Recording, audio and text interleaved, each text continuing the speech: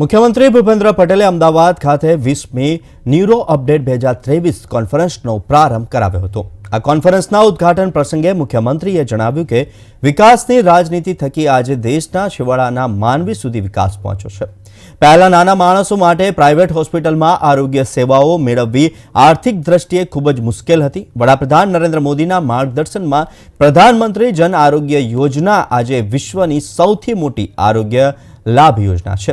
રૂપિયા 5 લાખ સુધીનું આરોગ્ય કવચ પૂરું પાડતી આ યોજનાનું આયુષ્યમાન કાર્ડ ખરા અર્થમાં આરોગ્ય ક્ષેત્રે દેશના ગરીબ અને મધ્યમ વર્ગીય પરિવારો માટે વડાપ્રધાન નરેન્દ્ર મોદીની સ્વાસ્થ્ય ગેરંટી છે।